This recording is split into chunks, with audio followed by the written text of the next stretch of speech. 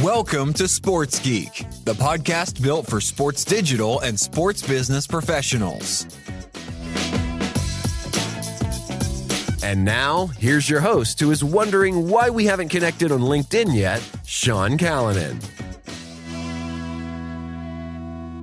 Thanks, DJ Joel. I'm Sean Callanan, and welcome to Sports Geek. This episode, I chat with Anthony Macri. He's the head of commercial US BWT Alpine F1 team. As DJ Joel said, if we haven't connected on LinkedIn, please hit me up and say you listen to the podcast. I'm back from the USA in Orlando for the Pro Bowl games and in Vegas for Super Bowl. It was a crazy 2 weeks. Please go check out NFL AUNZ or NZ for my US friends across socials to see some of the content we have produced so far. More to come. And listen to Sports Geek. You can do so on sportsgeekhq.com or all the favourite podcast platforms. And check out our throwback episodes. We're releasing them every week, reaching into the Sports Geek archive. As always, you can contact me on socials at Sean Callanan or use email, sean@sportsgeekhq.com. I'm going to do a short intro here because it was a long chat with Anthony, but well worth the listen as he has had a unique sports biz journey.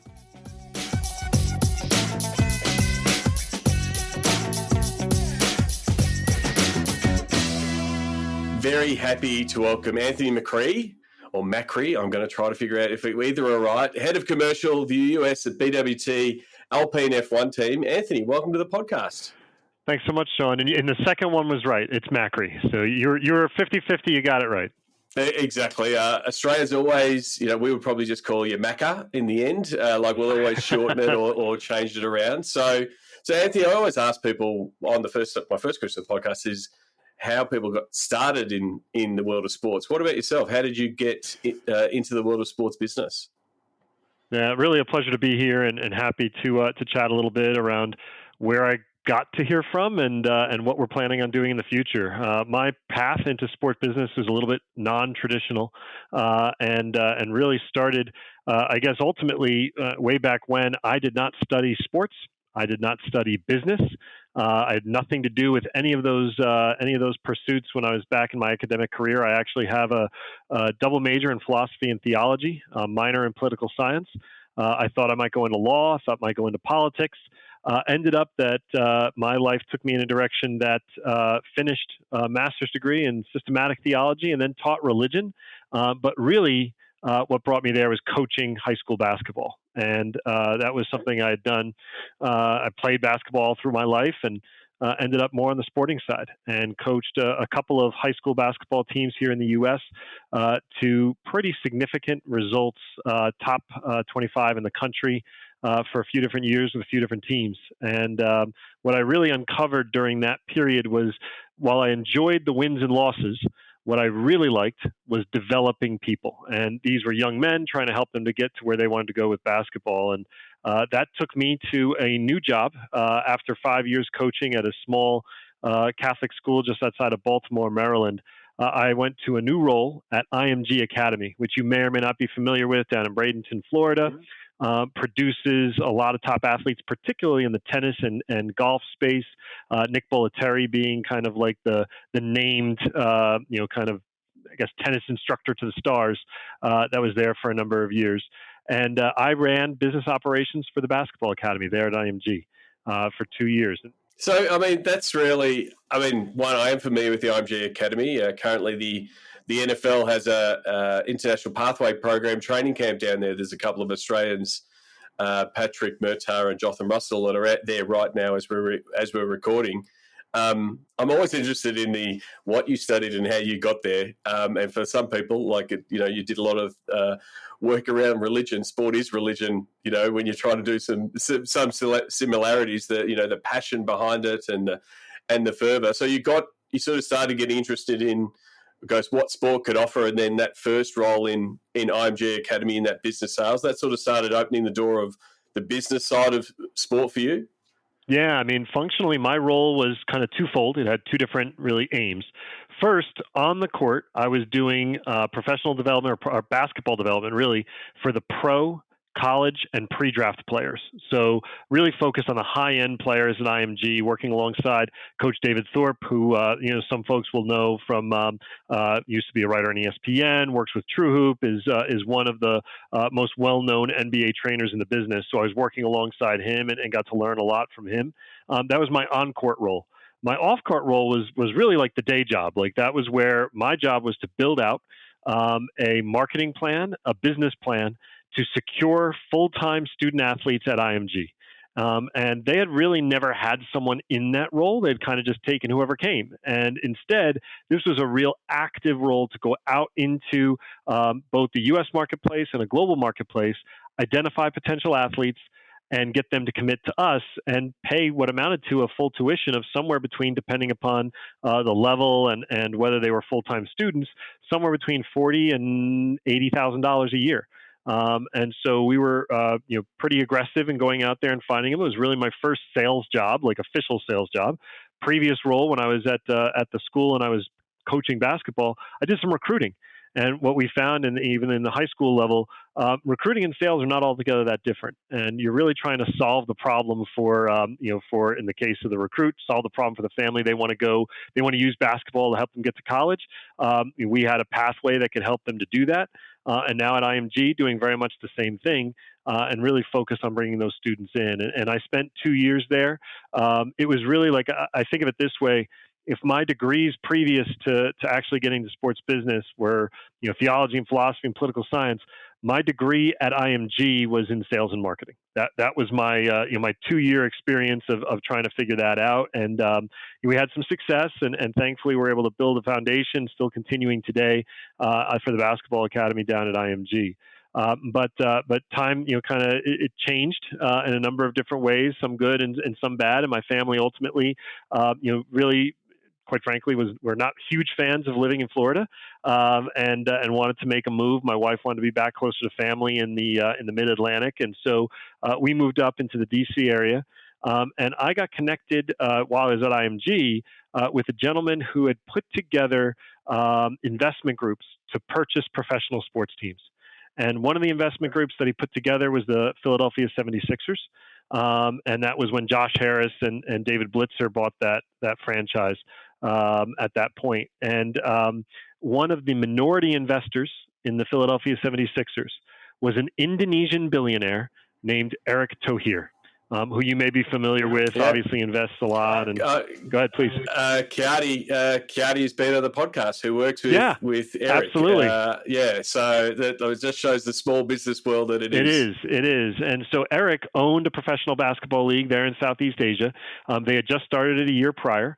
And he went to the gentleman that I had met and said, "Hey, do you know anyone who might be able to help us to kind of set this league up right commercially? Because we think we got off on the wrong foot. We think we made some missteps, and we really need to fix it." And I had a conversation with Eric. I flew to Indonesia, did a 10-day whirlwind tour, flying from Indonesia, Malaysia, went over to Singapore for a little bit and a few other spots. And at the end of the 10 days, Eric, who I kind of gone over there to consult to the league, Eric said, "Look, I don't want you to consult to the league. Would you run it?" And I was asked to become the CEO and commissioner of the ASEAN Basketball League. 8 teams in 6 countries, and island hopping mentioned. Obviously, they had teams in Indonesia, Singapore, Malaysia, Thailand, Vietnam, and the Philippines. Thankfully, we were able to kind of build out relationships that led to eventual franchises in Hong Kong and Taiwan down the road. But the first order of business was resetting the league foundation, redoing a media rights deal, ended up rewriting the league's constitution. It had kind of gone with a pretty traditional promoter model where Eric owned the league and the teams participated in it. And he knew, I think, from his experience in American sports in particular, that a model where the teams were really the stakeholders of the league would have a lot more longevity, a lot more staying power. And so we rewrote the league's constitution accordingly and went down that direction. And were you then also part of, I guess, building up that franchise model, like giving the teams more control and equity in what they had? Yeah, I mean, we've seen something similar here in the NBL with Larry Kesselman taking over the league, but then getting more franchises involved, getting more equity. But then he's been also running some teams and and facilitating the sale. But that piece of getting and it's a balancing act as a league you want to grow the league, but then you also need good partners, and that's what these teams are. How was that, that process of, because it's not just rewriting the constitution of the league. You actually need people coming in and sort of buying in. How was that process? Well, functionally, when you're a commissioner of a league, and obviously I don't want to compare myself to the great commissioners that come along, but the job is not altogether that different. The team owners are your boss, but they also have interests, right? And what we found was going in, one of the observations we made before even really getting started was that the league interests and the team interests were not aligned. The league wanted to do certain things, the teams wanted to do certain things. And when that's the case, you have such a conflict constantly. There's just a battle over who's going to win at what and at what cost. And once we kind of described that if we could move in a direction where it would be beneficial for the teams and the league to have aligned interests, where we're focused as a league on certain regional things, regional television rights, regional sports sponsorships that really ended up being more beneficial to the teams. If we were focused on and making sure that there was a fair and equitable sense of play, that we were monitoring for things like match fixing and other pieces, that we were helping the teams to secure local partners and local TV rights opportunities, local broadcast media rights. Once they recognized that it was, and I guess quite frankly, once the league recognized that its role is to support the teams, and that the teams can't function without a league. There's a symbiotic relationship. It becomes easier. Now, easy is relative because you still have, in the case of the ASEAN League, and these guys are still friends, but a few in each country. A set of a couple, one or two or three, millionaire, billionaire owners investing in what is really a niche sport in most of these countries. They know they're not getting in it to make a lot of money. They're actually getting in it knowing they're going to lose money, but doing it to support the sport in the country, to support their local communities. And in some cases, they aligned their businesses with the teams that they were sponsoring. So, Ruben Nangalanam in Malaysia was a part owner in the Malaysia Dragons, and the name of the team is the Westports Malaysia Dragons, and his family owned Westports, owned the Port of Malaysia. So, pretty common kind of dynamic there. And once they recognized that we were trying to build a structure where the interests were aligned and everyone had something to gain from one another's success, that we were partners off the court and competitors on the court, that made a huge difference in kind of securing buy-in. A lot of similarities and triggering for me. When I owned an esports team, we were in that same battle of trying to get all the team owners to put aside the competitive tensions of fighting and either on the court or on the field, to that rising tides lift all boats. You need the strong teams pulling hard, but the teams at the bottom need to be pulling their weight as well. But then also, you're right, that alignment. And I think in our case in the esports league, we went through a league being dissolved and rebuilding the league with a new promoter. So we had really strong ties with the teams, but getting that alignment of what the league's tried to do and what it serves well, and then how the teams are participating. That's the balance and success of the best leagues in the world, whether it be NFL, NBA, La Liga, Premier League. It's getting that what does the league do well, and what the teams do well. So it must have been both a baptism of fire, but also an amazing broad experience to go from where you were to, in that commissioner's role with that really, wide remit. Yeah, I mean, and ultimately, like I said, if IMG was my, master's degree in sales and marketing, my time in Asia was that master's degree in international business and finance. And that was it was a different experience because you're talking about valuations, you're thinking through due diligence and how do we bring a new team on and what's their financial model and how can we help them to secure financing and that kind of thing. It was a different, certainly a far cry from getting a degree in philosophy and theology. And I'd made a 2-year commitment to Eric. That I would be there for 2 years. My family stayed in the United States while I was in Asia, so I had a 24-hour commute every 4 months or so to come back and see. I had 2 little kids at the time. My wife stayed in the DC area, and so it was tough. We were using Skype before it became popular with the pandemic. That was a big part of our daily existence. But I was putting a lot of miles traveling around Southeast Asia. A lot of flights on Air Asia, which was our title sponsor there for the ASEAN Basketball League, and really enjoyed it. It was a cultural eye opener. It was definitely different living in Indonesia. We're based in Jakarta, a country that's predominantly Islamic and certainly different from where I grew up. But great people. You have to like rice. The food was great. Loved that part. Unfortunately, and it's funny, I look back at that time and things that I didn't think were important then that I wish I had done now. I really didn't spend a lot of time vacationing or visiting different places other than for work, because when I had time off, I wanted to go home and see my family back in the States. So, I didn't get down to Australia as an example. Like I didn't get to places like that, and now I kind of miss it. But hopefully, with the new gig, we'll be able to take some of those opportunities, even if I do them during work. So we'll look forward to that. Well, amazing. Like just the fact that the connections from a guest point of view with Kiardi and Eric and the 1 degree of separation from this conversation is amazing. So you were there for 2 years, and kudos, because you're right, that is a tough commute, missing some really important time with your kids. So obviously the pull to come back to the States was definitely there after that 2 years. Was it? How did you go about finding that next role? Was there a particular role you had in mind? Tell us how that went about and where you landed. Yeah, again, it's still that non-traditional route because Eric, in my last 6 months in Asia, that the billionaire brought me over to begin with, actually took an interest and started the process of doing due diligence on the acquisition of Inter Milan in Serie A. For Italian soccer. And so I spent my last 6 months in Asia jetting back and forth between Jakarta and Milan, assisting in that potential acquisition. Again, eye-opening, really seeing European football, global football, top 15 club in the world in Inter, tons of just history and tradition and fandom.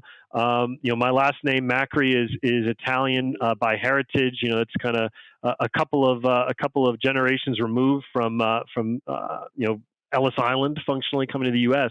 And so when I went over to Milan, I think it was my second trip. I don't think it was my first trip. It was still, people didn't know Eric my first trip. The second trip, word had gotten out that this gentleman might be investing in whatever else and that the deal could be close and that kind of thing. And I checked into my hotel.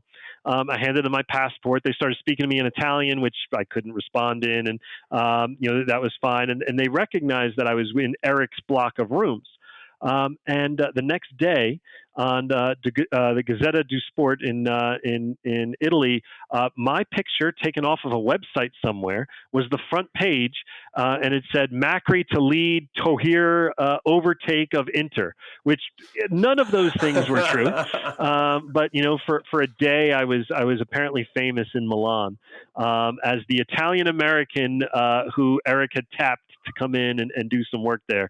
Again, not at all the case. I was doing backroom stuff, just figuring out like, hey, how many tickets did they sell and how much sponsorship do they have right now? That's what I was doing. So, this is my lack of knowledge, but is paparazzi is it Italian based? Is it like effectively you get caught about it? It must be, and it's funny. Like I for that, I just walk around the city and you just realize, particularly for a club like Inter, that's so woven into the fabric. And either in Milan you are an AC person or you're an Inter person, and that's it. Like there is no, the few folks that are Juventus fans end up getting stoned, I think, at some point or another. So, Eric did complete that acquisition.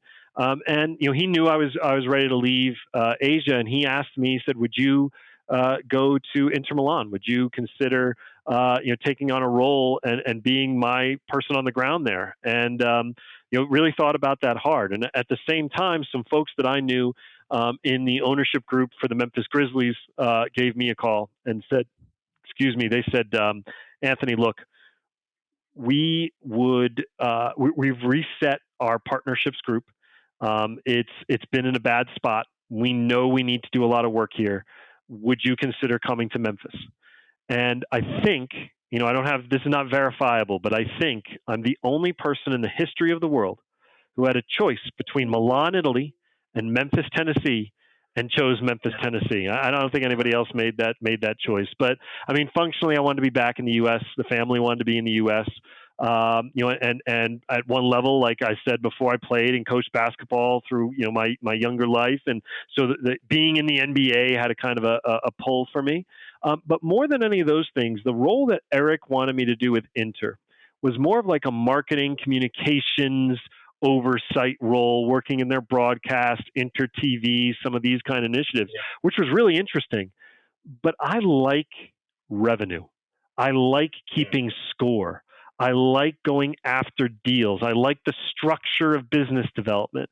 And so, and really the Grizzlies was the chance to reset an NBA team's commercial structure. And so, for those reasons, I did choose to come to Memphis, and the family's reunited. We came here and moved here now just about actually 10 years ago, almost to the day, we moved to Memphis. So, and I've been here for the last 10 years and really did walk into a situation in Memphis where it required a hard reset.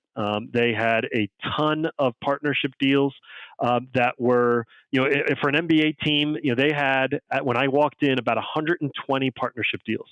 That sounds like, oh, that's good, 120. It's terrible. It's way too many. Because they're small and fragmented. Yes.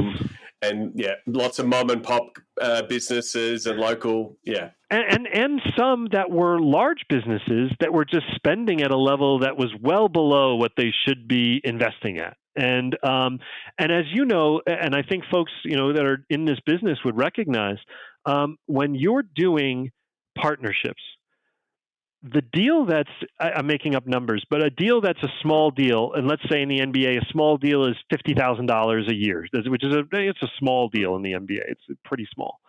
The amount of effort that goes into managing that account is roughly the same in many cases as the amount of effort that goes into managing a $2 million account. Because the share of the the share of the marketing budget that sponsor is spending, they're investing at $50,000 is a huge chunk of their overall marketing budget. And so they want, white glove service, even though their investment is not, really indicative of that. And so, when I got into the Grizzlies, they had, like I said, about 120 deals. Average deal size was around $150,000, which is very low. And the vast majority, around 80% of the deals, were all one-year deals. So you're constantly renewing these. It's just you're in a this cycle. Tipping point of like always in renewal and always again trying to get them on board. So where was the focus initially? Because you can't just wipe the whiteboard clean and say, cool, let's start again. What was the process? Was it really to look at those should be bigger investors and start that conversation and say, well, you're putting in 200K, but really, you guys are a 500K, but you've got to take them on that journey because they've been paying, 200K year on year and not signed a multi-year. How did you start that conversation with some of the, what was the process that you went through? So two things, and I'll come to the conversation. But I think the first thing we had to do was make sure we had the right people on the bus, right? So, they had, when they hit the reset button, it was a genuine reset button. My predecessor left. 2 or 3 of the sellers that were on staff either saw the writing of the wall or were asked to leave and left themselves. The activation team had kind of drifted because they were not getting the kind of guidance that they needed to be successful. And so we were fortunate. I came into a situation where it was pretty much much scratch. We had one mid-level seller and two junior-ish one mid-level and one junior activator, and that was the entire department. And in an NBA team at that time, 10 years ago, we probably should have been at around 8 people, and they had 3. So we had a chance to really bring the right people in, identify the kind of talent we wanted to build it the right way. And then I had the opportunity to kind of impress upon that group how we're going to do it, the way that we're going to go into the marketplace. So that was first of all, just mission critical. The strategy is fine, but you know the right people, it doesn't matter what your strategy is. You got to have the right talent. So we're very fortunate. We brought in some really good people. One who ended up being with me the entire time and still there today actually came over from the ticket sales group, where he led group ticket sales for the Memphis Grizzlies, but had always wanted to move into partnerships, but never really got the opportunity. I had 2 or 3 conversations with him and said, this is the guy. He's going to be great. And we moved him over. I had to teach him some things around how to think around partnerships. But he's been absolutely phenomenal. He's still great for the Grizzlies today. And brought in a few other people that really kind of made an immediate impact. And then in terms of strategy, I think you're right. Like part of it is, and I advised the president who brought me in, the gentleman who hired me, Jason Wexler, is still the president there of the Grizzlies today. I told him in the first year, our first off season, I arrived in March roughly, it was actually the very beginning of March. So in like 15 days from now, it would have been 10 years. When I got there, even during my interview process, I told him, Jason, I'm letting you know, our first off season, we're going to end up losing some revenue. Don't panic. It's part of a process. We need to clean out some of these deals. And quite frankly, the good news ended up being, I told him, I said, I think this might happen. I can't guarantee it, but I think it's going to happen.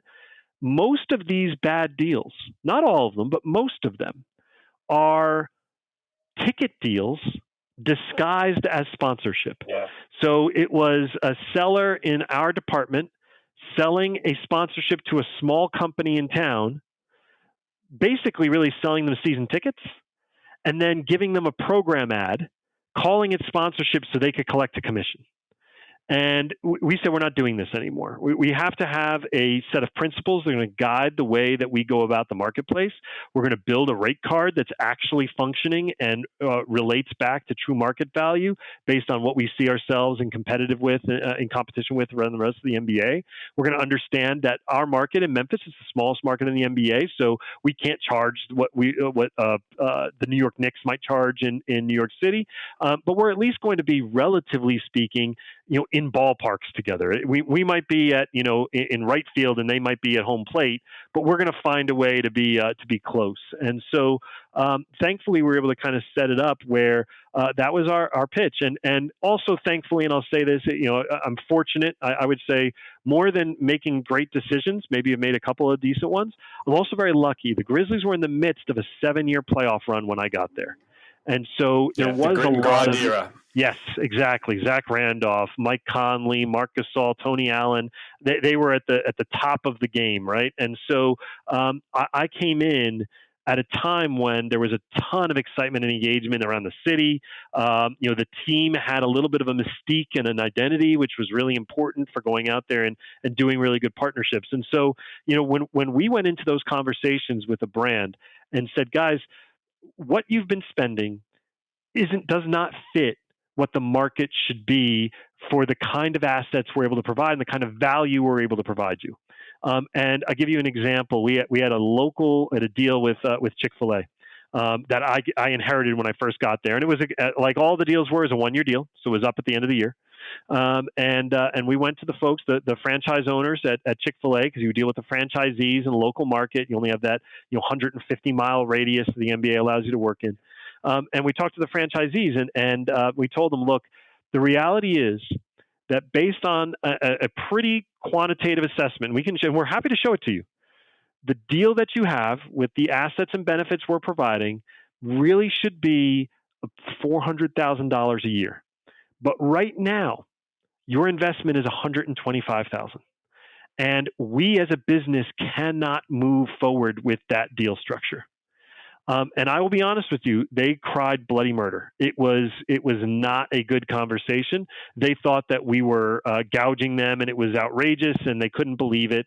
And we recognized there was probably some, like you said, residual, whether it be anger or frustration, or they've kind of gotten accustomed to this or whatever. And we held ground on it. We said we just cannot move. That doesn't mean that we don't want to do a deal. If we need to find a deal that fits that budget, we can, but it won't be with these assets. We have to scale back, and we're happy to work with you to find a kind of a step up resolution. But they said, no, this is outrageous, and we're walking away. 2 years later, they came back and said, we actually want to do a deal. We understand the value now, and we're ready to move forward. So sometimes you have to hold your value, and you've got to kind of make that case. And we did lose for our department in the first year between my when I arrived and the first year that I was there in full. We lost about $1.2 million in sponsorship revenue from our annual year over year, but $700,000 of that we retained in the ticket sales department because they still sold those folks tickets. They just didn't get the program ad, and so it was really a loss for the company around $500,000. And Jason said, "You're sure this is okay?" I said, "I promise it'll be okay." In the next year, I guess, so my first now full sales cycle where we're able to establish that strategy and move forward, we went up by $2.5 million. The next year, another $2.5 million, and kind of conceptually just started to build on that kind of structure moving forward. So, I mean, that Chick-fil-A story is a really good one of that holding your value, and having those tough conversations and trying to reset things. That's in the the deal making stage. But how important was that next 12 to 18 months in executing for the partners that said, yes, okay, Anthony, we're on board? Because that's why Chick-fil-A came back. They probably sat back and watched and went, holy hell, they're really doing a great job with all these partners. We want back in, Anthony was right, those values, and then you've exceeded. How important it was, activating, getting all of your, whether it be in stadium, in your program, across digital, how important was getting that right, to back up your words? Absolutely critical. I would say two things really ultimately that were the difference makers there. One, we made a concerted effort to focus our sponsorship, both our activation, but our sales strategy around data and insights. And what we recognized, the Grizzlies really never had an insights function prior to us coming on board and prior to me getting there. Jason had just started. He'd only been with the Grizzlies for about 6 months when I was hired. And we brought in a dedicated resource to focus on insights for sponsorship. And that was a critical move because it put us in a position where we could talk about audience segmentation effectively. We could talk about, sponsorship effectiveness from the perspective of how it's actually achieving measurable results against a partner's objectives. Those kind of things were absolutely critical. And that stuff spreads by word of mouth where a brand says, hey, we're actually we know that this is actually working. It's not just that they like their name in lights, which they can and they do, but they also see it as having a measurable result. And in particular for a CMO or a mid-level marketing employee to take that to their CEO or their board and say, look, here was our objective. Here's how we're measuring success. And we did it. That has huge ramifications in terms of their ability to invest further and to make further, kind of commitments to us as a brand and otherwise. The second thing I would say that we did, and I think I'll give a lot of credit to the NBA because I think more than any other league, the NBA does a phenomenal job of bringing the teams together to share with one another best practices and understanding of how to go about business. And I don't want to speak for international leagues. I only spent a little bit of time in Serie A, but in domestic leagues here in the United States, Major League Baseball teams hate one another. They won't work together. They don't share anything. NFL teams are they don't care, but it's more because they sign a $200 million check before the season starts. So, they're just fine. They're happy-go-lucky. They win in spite of themselves. NBA teams have really figured out that we can help each other off the court. And on the court, we can let the players really decide who's going to win in a competition. But off the court, us in Memphis, we really don't pose a threat to the Bucks in Milwaukee and vice versa. So if the Bucks have a good deal and we can learn from them, they're happy to share. and vice versa. We'll help them any plants we get. And so that was a spot where we really started to learn from other NBA teams how they were leveraging, in particular, social and digital to maximize partnership activation and give themselves a chance to really drive value for their partners. And we implemented that in Memphis among a number of other pieces that allowed us to have our activators and the folks on that activation team not simply check boxes on a contract, but become true marketing experts and stewards of the brand that they were working with. And that really goes a long way as well, because if the brand feels like they're not simply getting someone who's fulfilling a contract and checking off a box, but they're thinking about the brand actively and how can we help them to achieve this goal, and what's something, hey, we're doing this new activation that's not in your contract, but it helps to maximize what you're trying to get accomplished. Why don't we just do it? Like, that's just good customer service. And in our business, once you can maximize the value of an individual contract, the brand wants to come back. They don't want to go away. They want to stick around. So we were fortunate in being able to do that over the first few years, and it paid dividends certainly over those last few years. Yeah, I call it the Spice Girl strategy. Asking the sponsor what they want, what they really, really want, right? And if your commercial team, knows what they actually want, then they can be brainstorming and figuring out an activation. And you're not the first person that's sort of spoken the praises of the NBA and the team marketing and business operations and how they bring everyone together. And I've had a lot of NBA folk on the podcast, and there is a lot of sharing because you have got that local market, border. Like you said, the Bucks can't be getting a sponsor in Memphis, so why compete?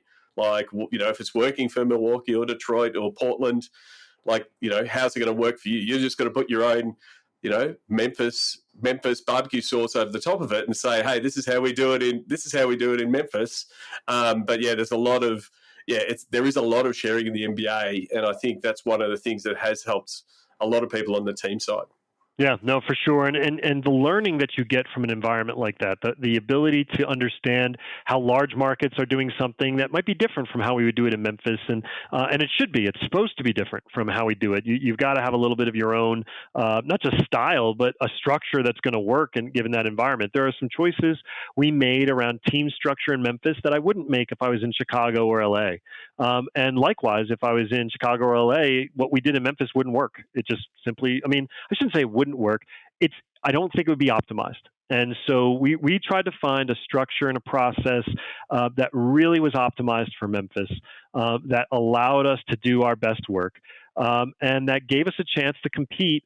We used to say this, it's a story I like to say about Golden State. Obviously, that period when we're talking about the height of grit and grind was also the kind of the ascendance of the Warriors dynasty.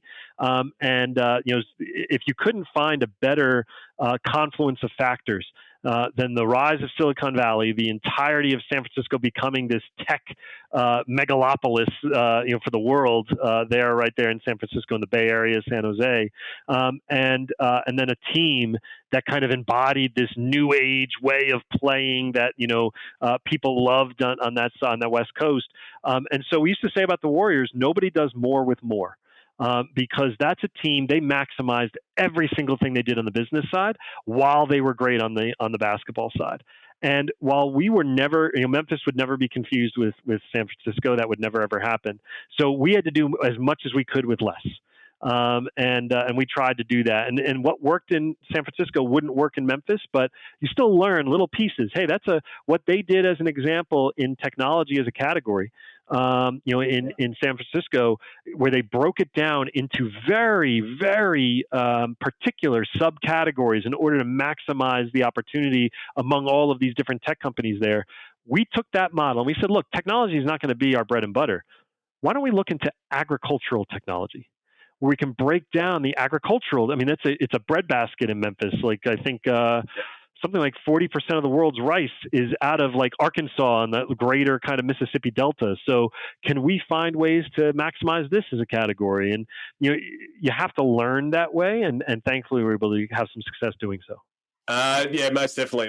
The Warriors, and shout out to Kenny Lauer and Daniel Brusilewski, who've been on the pod, and Brew did a terrific job of taking all those tech partners and saying, how are you sliding into the Chase Center? And if you want to be in the Chase Center, you're also going to be a partner. And so it is getting all of those people to work together to make it right. And it's fascinating. I love the saying "steal with pride," like the fact that you took that tech hub partnership piece and go, "Oh, we're going to do it at agriculture in Memphis." So that's that's your Memphis days, and you were there for nearly 10 years, and gone from an international role into a more hyper local role, in one of the big four leagues. You're now joined the circus that is F1 at Alpine as a commercial for the US. Tell us a little bit about how you got there and sort of what that role entails. Yeah, so it obviously, again, it goes on that non-traditional journey. Didn't expect to be in motorsport ever. I grew up outside of New York City, and quite frankly, in the U.S.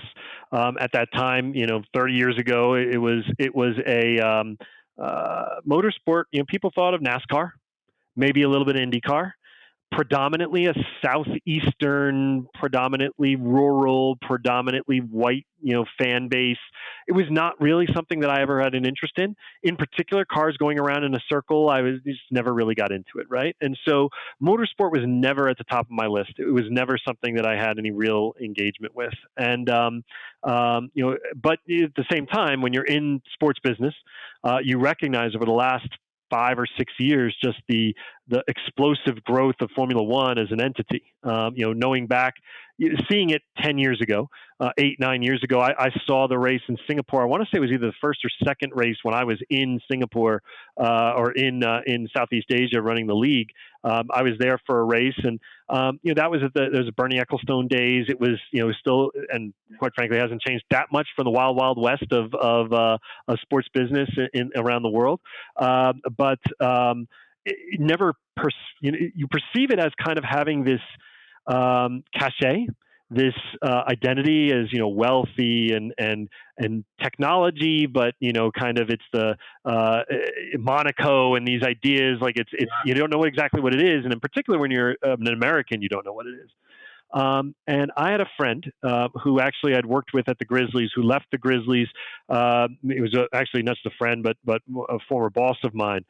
He was our CRO for a few years at the Grizzlies, and he left the Grizzlies for an opportunity with Redbird Capital, running One Team Partners, which you may or may not be familiar with. They owned group licensing rights for a number of the players' associations around the United States, including the NFLPA, I think the MLBPA, and a few others. And so he actually moved over to be the CRO for One Team. During our time at the Grizzlies, and they had a 3-year project and just killed it at One Team, absolutely crushed from a business perspective that opportunity. And they left that opportunity, they exited as private equity does. They said, okay, we made our money, we'll move on and let that be on its own. And we're looking for the next thing.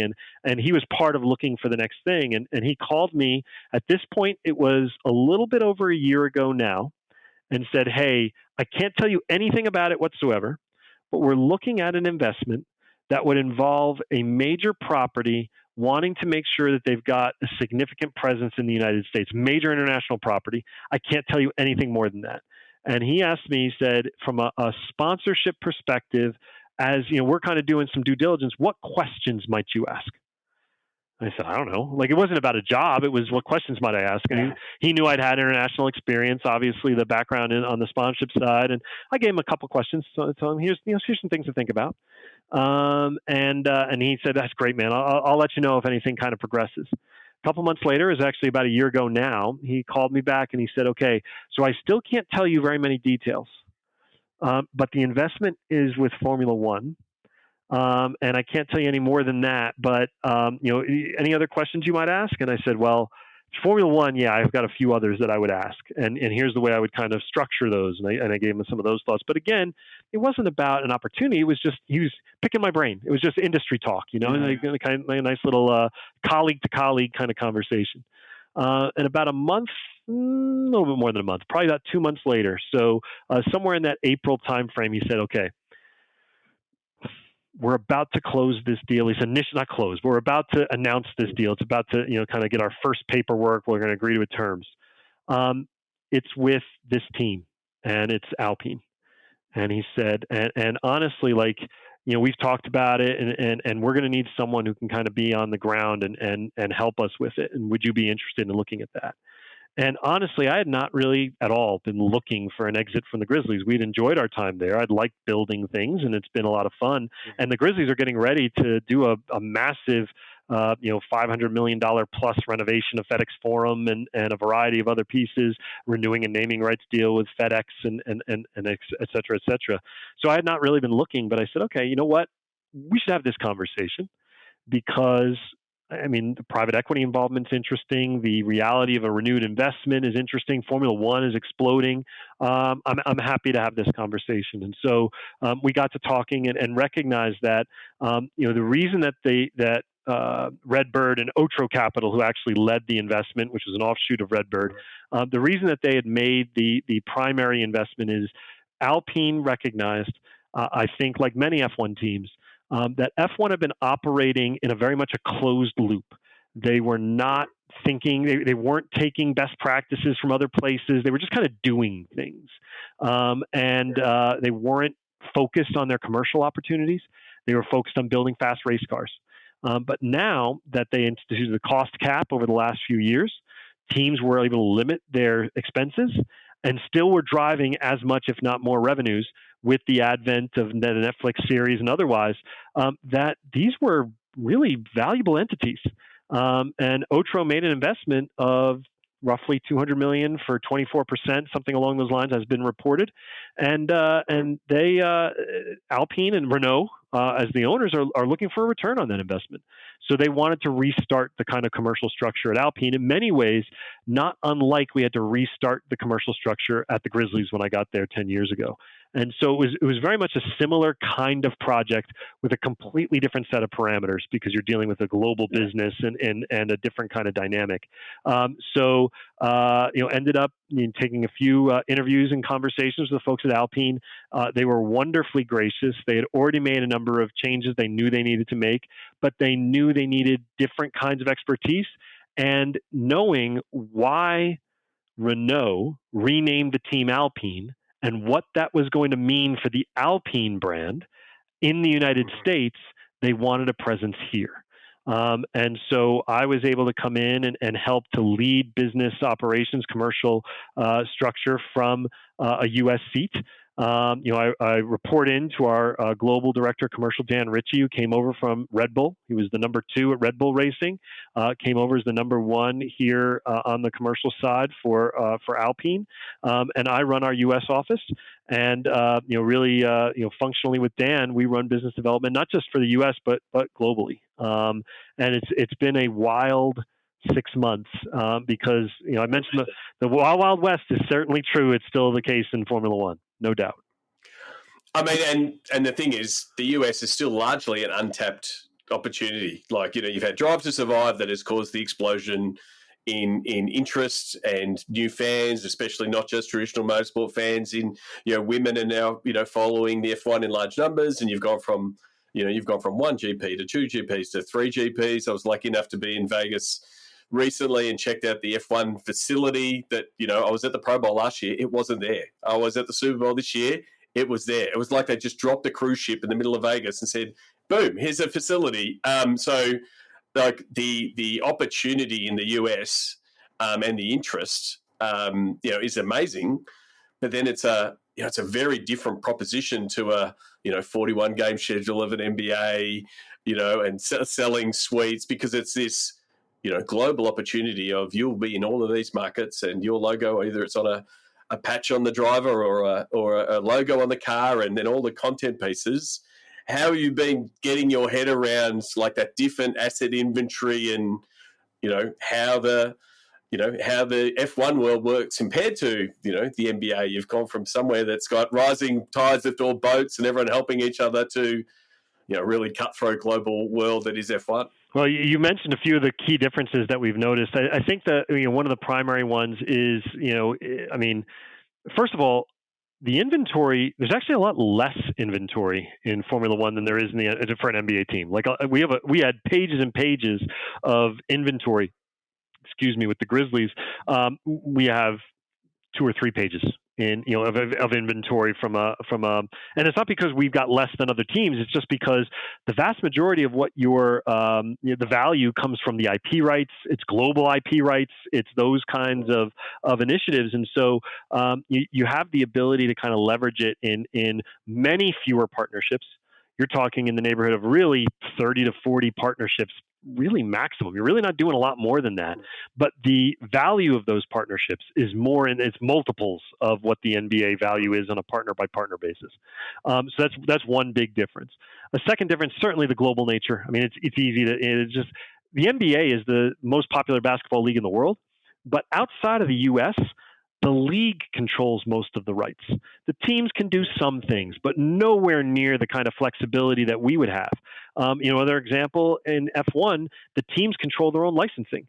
In the NBA, licensing is largely controlled by the league. You can do a little bit, but you really can't do a lot. The league handles most of those kind of things. So, those things were big differences. I think another thing that's a big difference is, as you mentioned, kind of the cutthroat nature of it. I haven't experienced it quite cutthroat, but certainly experienced the competition from a business perspective is much, much greater than it ever is in American sports, quite frankly. It's not just in the NBA. In the NBA, I would call a friend, and I have plenty of them still, from, you mentioned the Bucks or the Bulls or the Hornets or wherever, and say, hey, what are you thinking about this? How are you guys working on that? And I'd expect to have just a really open, transparent conversation.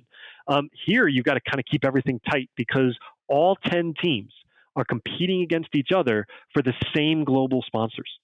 And so you've got to deliver a value proposition and differentiate yourself one to the other in very, very different ways. And that means that the competition actually means you can get involved in almost races to the bottom, where the brands put the teams in competition with one another, say, give us those assets, but at a lower price, or we're going with the team next door and next to you in the paddock. And I mean, you've got to make decisions about.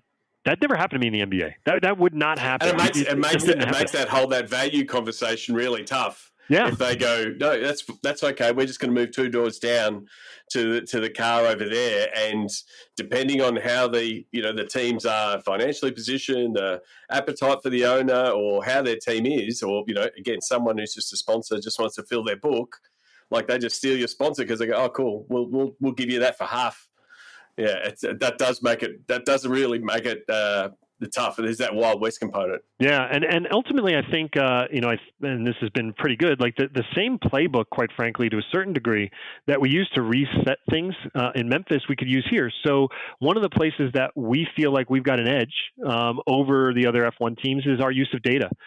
We've brought in some folks that understand how, in particular, U.S. companies assess sponsorship, because that's what they've done. Because they've worked in American sports, and we've said, hey, how can we bring this level of intelligence and insights into our world, and then communicate that back out to sponsors? Because the days, I think, they're not fully gone, but they're largely gone, of putting a CEO on a helicopter, flying him to a GP, putting him down in the paddock club, and then putting a contract in front of him at the end of the day. That just doesn't happen anymore, or at least very rarely does it happen.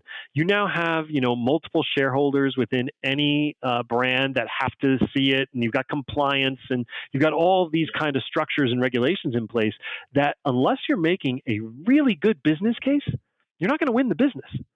So, we've kind of, I guess, not just doubled down, but really focused on building effective business cases that we can demonstrate or show the brand that we can achieve measurable results against what they're trying to achieve.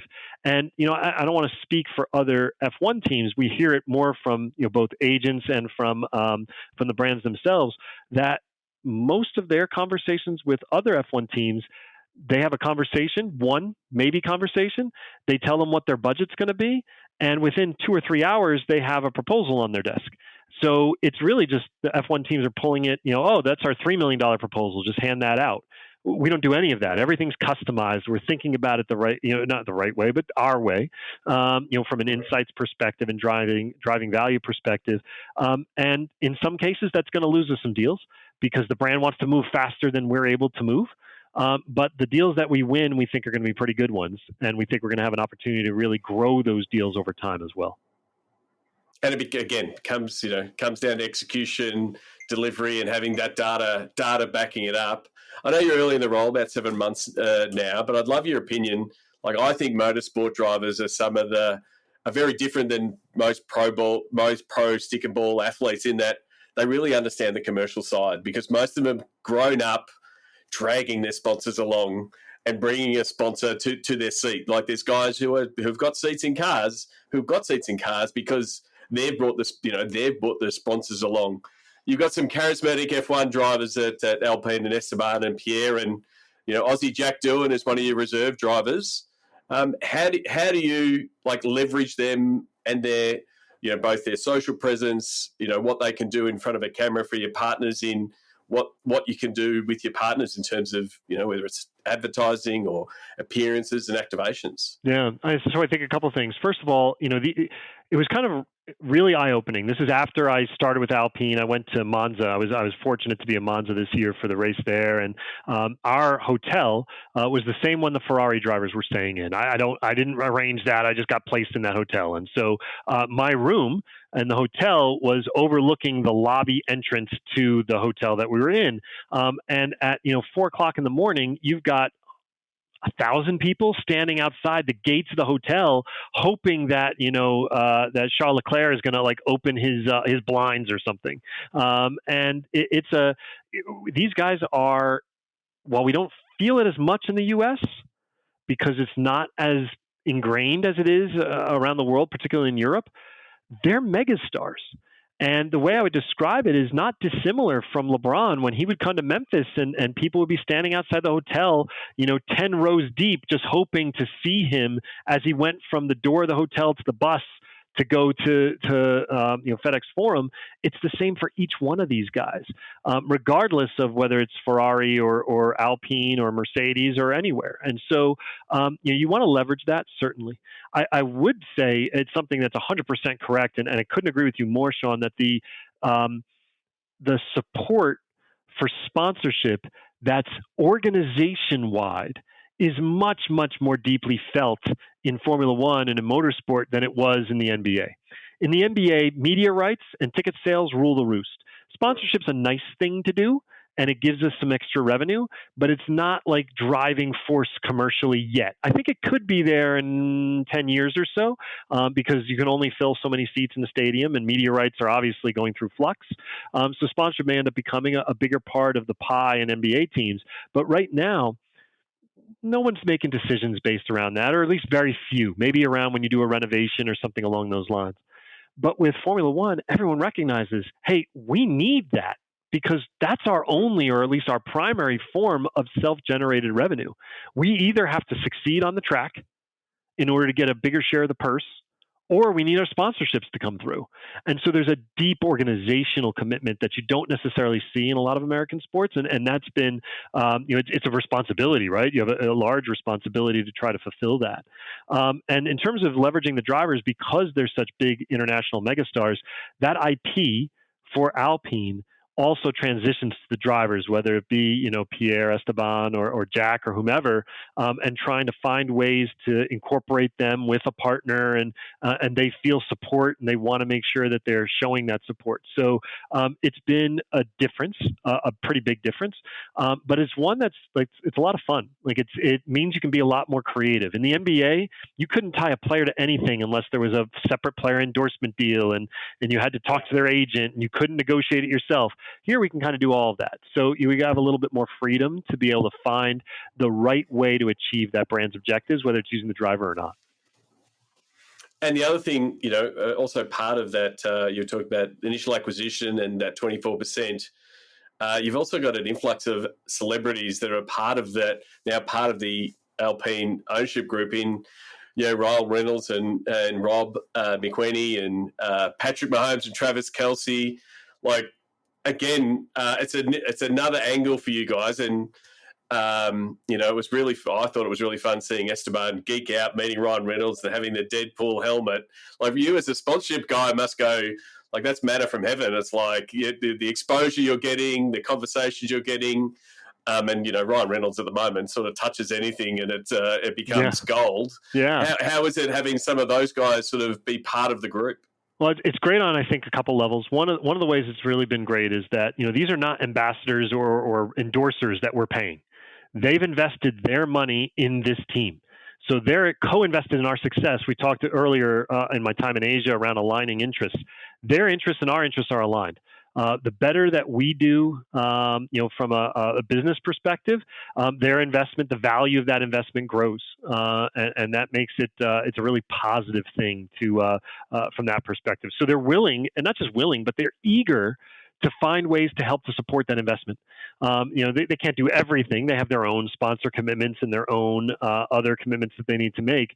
But as an example, this past week going into the Super Bowl, obviously it's nice to have 2 Super Bowl winners on our on our ownership list. But we're going into the Super Bowl. I want to say it was Friday. I think it was Friday actually.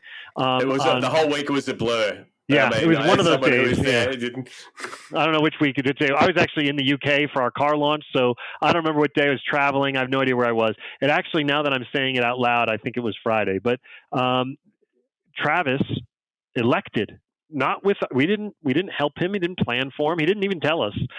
He elected to wear an Alpine hat for his podcast that day, and then directly into the Super Bowl press conference, the pregame press conference, his personal pregame press conference, he's wearing an Alpine hat. And immediately it just, kind of tore our world like, whoa, this is like a big news story, right? And for us, it's tremendous engagement. It's tremendous building of fan base. It's great for our partners to feel like there's in a time in Formula One, certainly Red Bull is just so dominant on the grid that we have to find other ways to win off the grid because we don't know how the car is going to perform. We've made a big bet on the car this year. We're hopeful that we're going to find some areas of opportunity for the car, but we can also win in other ways off the grid. If we can tell engaging stories, if we can use content meaningfully, all of that kind of thing, that's meaningful for our partners. And it's something that using our ambassadors and our investors to help us do, they're eager to do it. And we've been very fortunate to do so. And then the second piece that I would say has really been interesting, it goes back to what I said before. Renault renamed the team to Alpine a few years ago in anticipation of Alpine becoming a global car brand. And over the next 7 years, they're releasing 7 models of car, starting over these few years to start in the markets where they're already familiar. But by 27 and 28, they're going to have a massive U.S. car presence to rival Porsche and Tesla, from a sports car perspective. And so having those figures, our drivers, those investors, whomever else, supporting the growth of Alpine as a car brand, has been massively important. And it's a big selling point for us when we talk to partners that, in order to grow in the U.S., Formula One is the tip of the spear from a marketing perspective to introducing people to the Alpine name. And we want brands that want to, reflect and reinforce that brand identity. And I think, going back to that, your initial description of F1 as this mysterious, associated with princes and Monaco and, being that distant European sport, like you're bringing the, that US razzle dazzle and mystique with the Michael B. Jordans and the Travis Kelce's and the, Patrick Mahomes, like they are the stars in the US. So it will absolutely help build the Alpine brand. And then, yeah, you're right. You're in the business of selling cars. So like, the success of Alpine and how it's portrayed, how Pierre and Esteban are portrayed in the next Netflix series, like it all flows into that revenue piece, which you said, that's the thing that gets you up out of bed in the morning. Like, how do we keep the revenue model moving? And I think the F1 piece is fascinating when you compare it to the sports you've been in, where they all went down that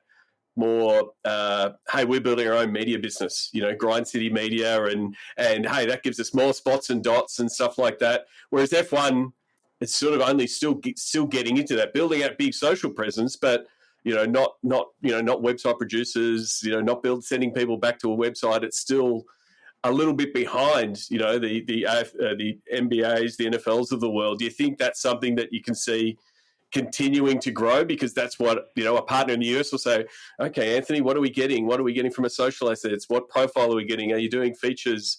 Yeah. And that media capacity starting to build out?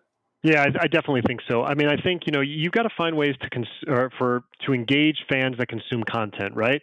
99% of Alpine fans or F1 fans overall will never be at a GP. They'll never get there. They're consuming it via social, via digital, via other, certainly via broadcast. Now, F1 controls the broadcast. We understand that. That's completely fair and understandable. But we have an opportunity to show them something behind the scenes, to give them access to drivers and to provide them a little bit of that real touch via social and digital in their consumption of content, and we can produce that content. So I think Ryan's interest in particular, and I don't want to speak for him. Certainly, would never presume to speak for Ryan Reynolds, but what they're doing at Welcome to Wrexham. Are we going to do the same thing in Alpine? I don't think so. I don't know. We'll see. But can we do something that works for us, given our environment? Yes, absolutely we can. And, I think we're going to start to see that. One of our first partners that we brought in when I started a few months ago was Mountain, a company that, Ryan is one of the founders of and one of the owners in, an early stage investor in. And so, we're excited to kind of have that conversation and glad that they're coming on board as a partner. And I'm sure they're going to leverage their relationship with Ryan to tell some really exciting brand stories. That's true. Well, hopefully you do make your way down under, potentially maybe for the Grand Prix down here in my hometown.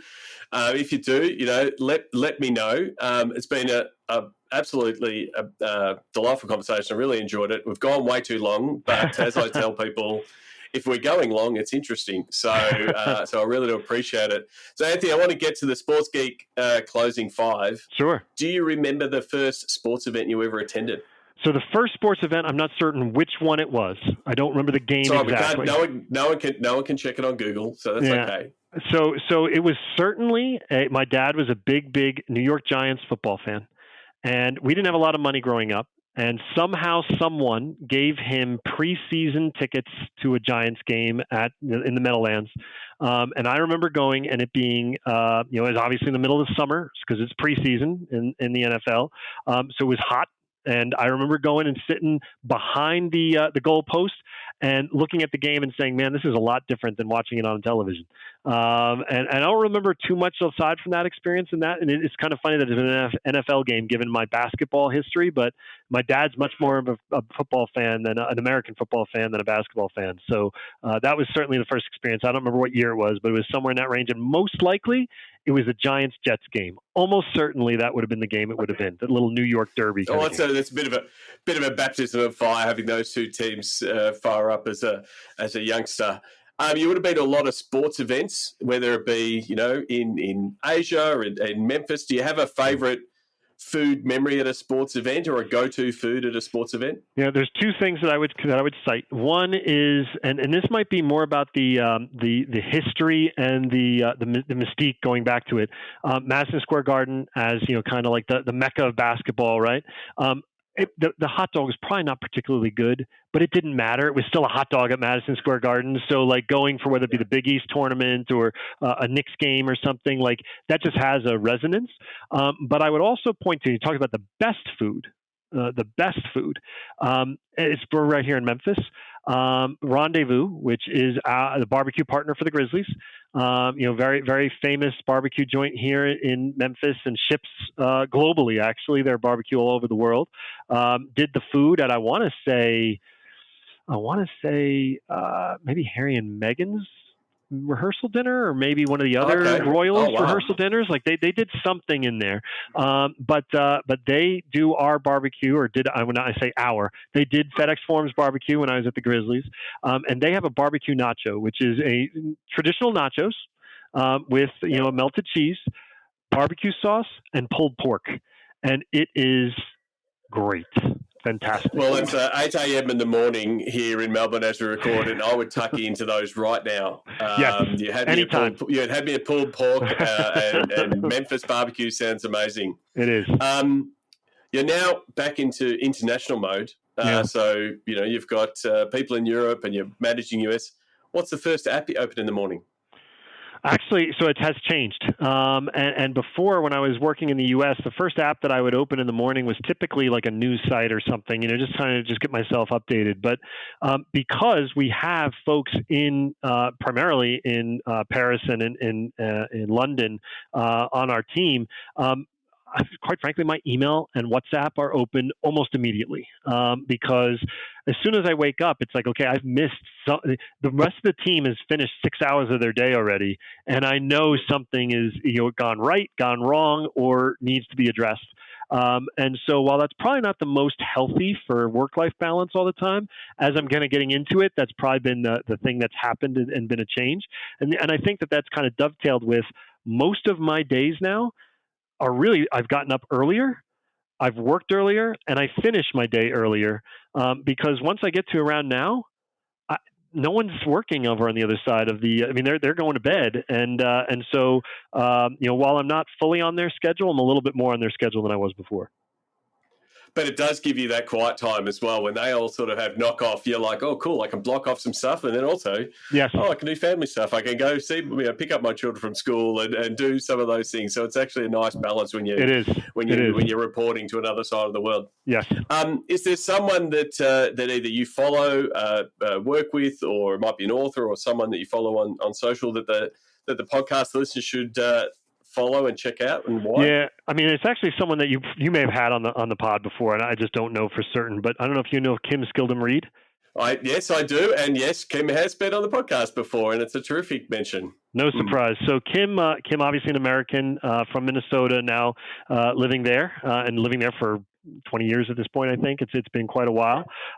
Kim is quite frankly, I would count her as one of my mentors in this business. And my hope is that if folks that ever listen to her podcast or listen to her in different places, powersponsorship.com being her website, if they're ever doing that, you'll probably hear in a lot of the things I say are very much mirror images of what she would say. And so there are a lot of synergies between us, and we're hoping to get Kim out to London to do some training with our team later on this year and really impart some of that wisdom and energy that she has with that group.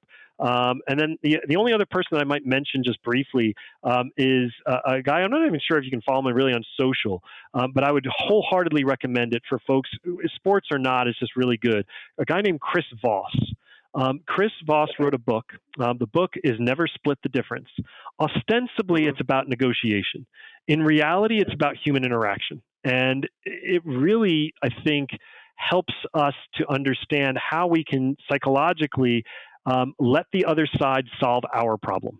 And that's it's been a tremendous resource for me as a masterclass as well. Well worth it to invest in that. The book is fantastic, and I'm a big believer in Chris and what he and that group over at Black Swan, which is his kind of his teaching group, have done. Terrific. Well, we'll drop the link to that book, Never Split the Difference, in the show notes. Lastly, and you can answer this professionally yourself and also from an Alpine point of view, what social media platform is your MVP? So, you know what? If you'd asked me this 6 months ago or so, it 100% would have been Twitter. On the person, I liked Twitter a great deal. It was kind of like the NBA platform of choice, kind of following the action. But that was in past tense. Yeah, yes. Exactly. Yeah, it's not the same now. It doesn't mean it's gone bad, but I used to have TweetDeck open constantly and everything. But I just don't do it as much anymore. And quite frankly, I found myself maybe interestingly getting more and more into two now, but one more than other. LinkedIn has become, and this is certainly, it's a professional one, but I also find that as my life has become more involved on the international side of things and being involved at a higher level of global sport, you just gravitate more toward that as a platform for both personal and professional reasons. And then the other one that I would just highlight, and I would say also personal and professional reasons, is I think YouTube has done and I don't know if people count it as a social network. I'm counting it that way now. I do. I count it that way. Yeah, it is. The amount of content, certainly, that's on there. The algorithm is remarkably good at directing you toward things that are actually relevant to your to what you're pursuing or what you're looking for. And you can find literally anything on there. So, obviously, like I said, I never came into motorsports, never into it. But using YouTube to understand the intricacies of Formula One as a technology, it's the best thing I think I've heard on YouTube, I stole, and you said about happy stealing or whatever. Steal with pride. Yep. Is that Formula One is not a traditional sport. It's a science fair on steroids. That to me is a great way to describe it. And for an American audience that isn't as familiar with it, and they say, well, look, Max Verstappen's winning everything. Yeah, but it's not about Max Verstappen. It's about a team of 1,200 engineers versus 9 other teams of 1,200 engineers trying to build the fastest rocket ship that doesn't fly off into space. So, that's a really compelling way to talk about it. And all of that language that I just said to you, I took from videos on YouTube to learn what F1 was. So, kind of remarkable, I guess. Those are the 2 I would highlight. I would definitely, I count YouTube as a social platform, and it's completely underrated by sports mostly. I think it was last week, and I'll put the links in the show notes for this episode. Check out the 2024 State of YouTube report, because it does detail both the growth, the massive growth in smart TVs. Like, more people are, just open the YouTube app on their TV.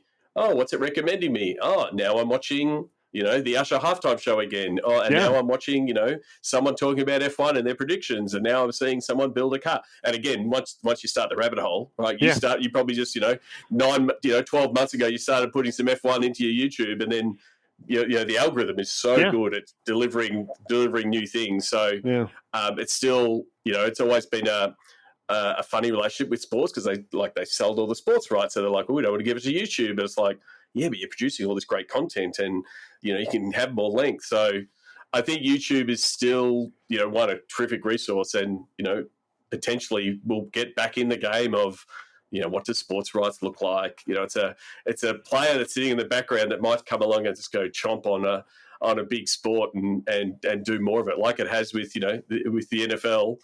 In the past 12 months, it's going to, if it's gone a bit down on the NFL, it's going to do it with other sports. It would not surprise me terribly if over the next 7 months or so, when the NBA announces their new media rights partners, if YouTube and Google and YouTube are at near the top of that list. I just, there's been a lot of ties between the NBA and Google over the last. They've presented the NBA finals, I want to say, the last 3 or 4 years in a row. Yeah, I think so. I would be. I take that back. It would surprise me if that was not the case. Now, I don't have inside information. I'm not making a prediction. You can't. Everyone says Anthony put the futures on YouTube and the NBA, but if you shook your magic 8 ball, signs point to yes would certainly come up on that magic 8 ball. I completely agree with you. Anthony, thank you very much for coming on the podcast. Like I said, I hope we can reconnect, whether it's you coming to Melbourne or potentially me sitting down for some Memphis barbecue in your part of the world. Yes.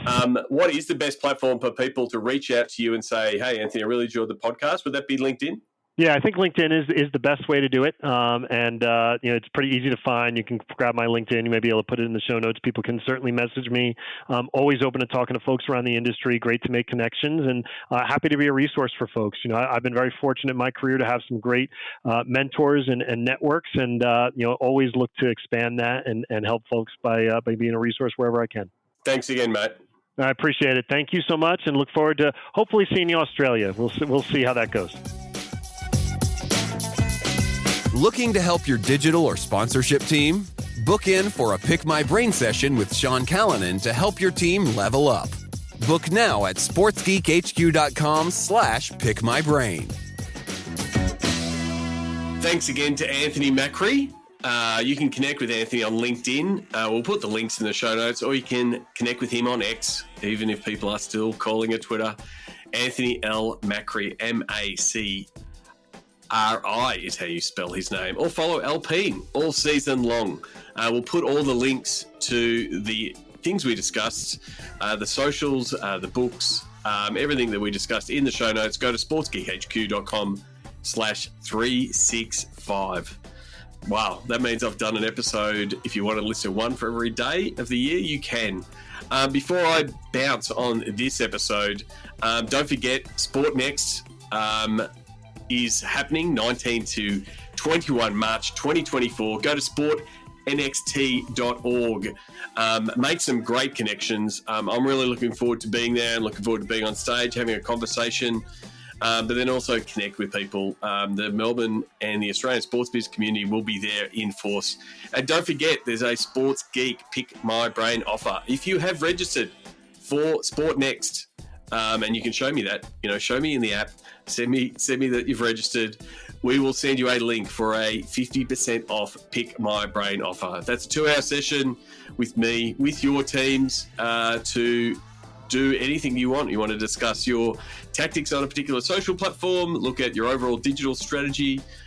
You want some help with your sponsorship and look at refining your sponsorship deck. That's exactly what the Pick My Brain sessions are for. And I'm really pleased to offer that to anyone who's going to Sport Next. So just go to sportnxt.org and register now. Love to see you there. And I'm going to wrap this up. Like I said, really great conversation with Anthony. It was a long one. I'm going to do a full episode recapping my trip to Orlando and Vegas, and not everything will make the recording, or maybe it should. But if you want to know more, reach out to me, Sean at sportsgeekhq.com, or ping me in the DMs or hit me up in the WhatsApp. But until next episode, my name is Sean Callanan, and you've been listening to Sports Geek. Do you get Sports Geek news? Sean Callanan analyzes the latest sports business articles for you weekly. Sign up at sportsgeekhq.com. Want to help drive more revenue from your digital efforts? Book a time for a call. Go to sportsgeekhq.com/phone call.